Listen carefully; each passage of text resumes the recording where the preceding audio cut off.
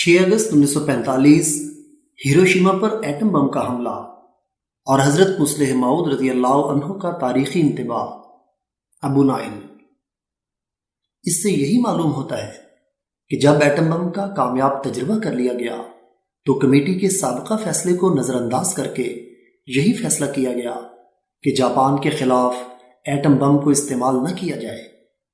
پھر یہ فیصلہ کس طرح تبدیل ہوا اور کن وجوہات کی بنا پر اور کس کے مشورے پر تبدیل ہوا، اس کتاب میں اس کا کچھ ذکر نہیں ملتا۔ بہرحال ایٹم بم کے کامیاب تجربے کے بعد اتحادی فوجوں نے جاپان کو ایک الٹیمیٹم جاری کیا کہ جرمنی کو جس تباہی کا سامنا کرنا پڑا ہے وہ ان کے سامنے ہے۔ اگر انہوں نے غیر مشروط طور پر ہتھیار نہ ڈالے تو وہ مکمل تباہی کے لیے تیار ہو جائیں۔ ننھا لڑکا گرایا جاتا ہے۔ 6 اگست 1945 کو جاپان کے شہر ہیروشیما کے باشندے اپنا معمول کا دن گزارنے کے لیے تیار ہو رہے تھے۔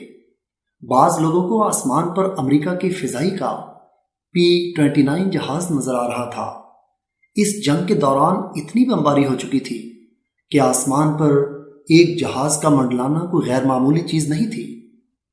جہاز کے اندر پائلٹ سمیت 8 افراد کا عملہ موجود تھا۔ انہیں سیاہ چشمے لگانے کی ہدایت تھی۔ پال ٹبٹس جہاز چلا رہے تھے۔ مقرر کردہ ہدف پر پہنچ کر عملے کے ایک اور فرد ٹامس فوربی نے بم گرا دیا۔ نیچے ہیروشیما میں شاید چند لوگوں نے ہی محسوس کیا ہو کہ اس جہاز نے ایک بم گرایا ہے اور فوری طور پر واپس پلٹ گیا۔ اس بم کا سائز غیر معمولی نہیں تھا۔ اس کا وزن 400 پاؤنڈ کے قریب ہوگا۔ اس بم کے ساتھ ایک پیراشوٹ لگا ہوا تھا۔ یہ بم زمین کی سمت آنا شروع ہوا۔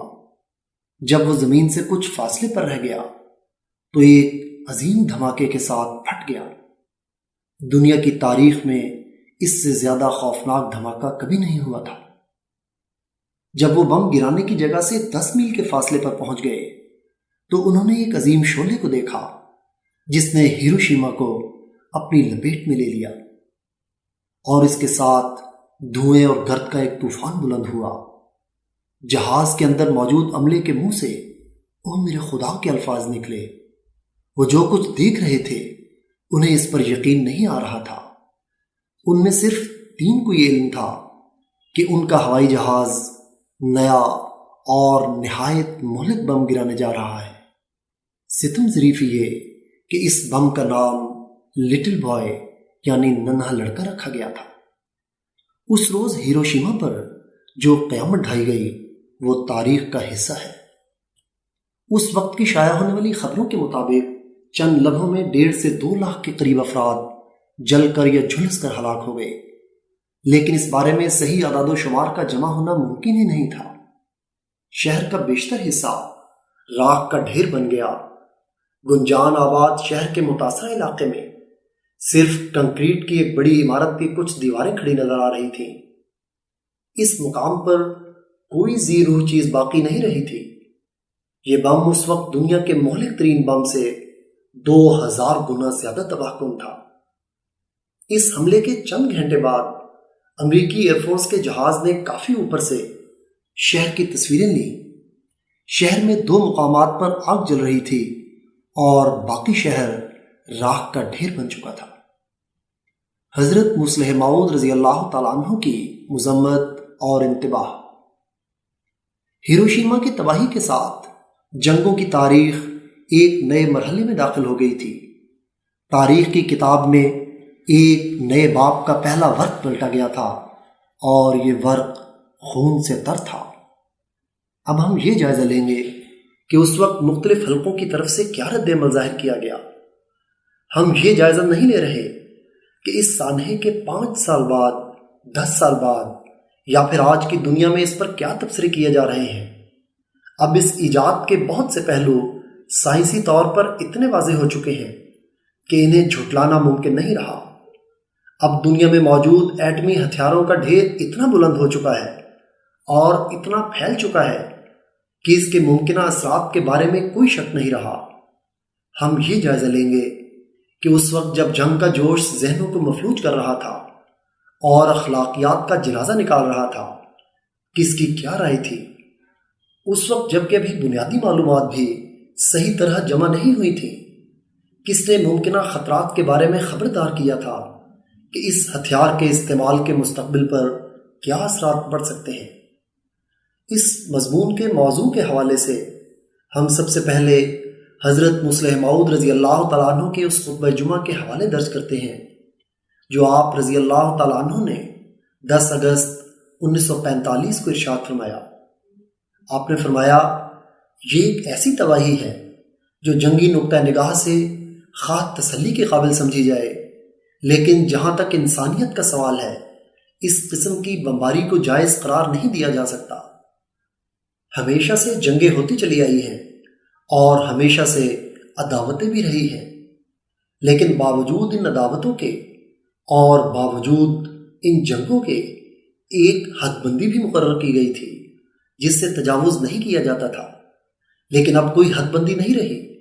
کون کہہ سکتا ہے کہ وہ شہر جس پر اس قسم کی بمباری کی گئی ہے وہاں عورتیں اور بچے نہیں رہتے تھے؟ اور کون کہہ سکتا ہے کہ لڑائی کی ذمہ داری میں عورتیں اور بچے بھی شامل ہیں؟ اگر جوان عورتوں کو شامل بھی سمجھا جائے تو کم از کم بلوغت سے پہلے کے لڑکے اور لڑکیاں لڑائی کے کبھی بھی ذمہ دار نہیں سمجھے جا سکتے۔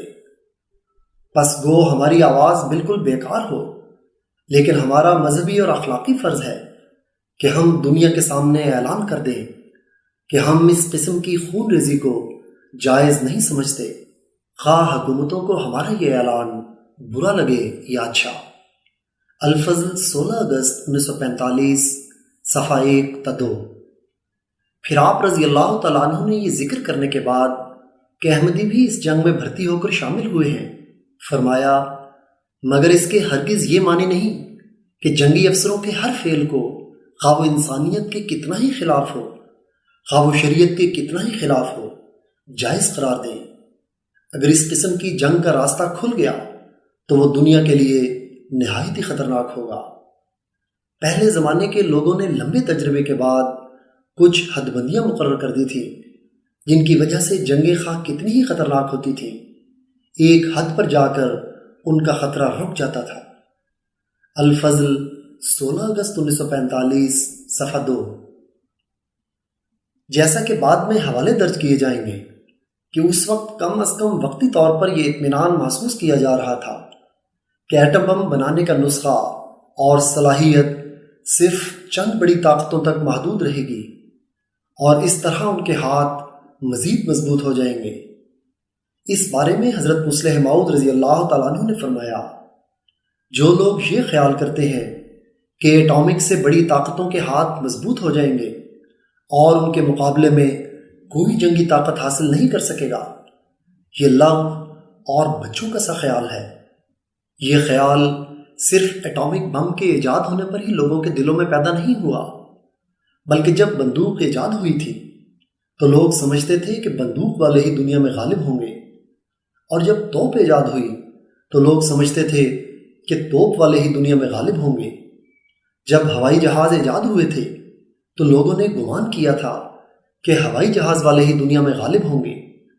جب گیس ایجاد ہوئی تھی تو لوگوں نے خیال کیا کہ گیس والے ہی دنیا میں غالب ہوں گے، لیکن پھر V1 اور V2 نکل آئے تو لوگ سمجھے کہ V1 اور V2 والے ہی دنیا میں غالب ہوں گے۔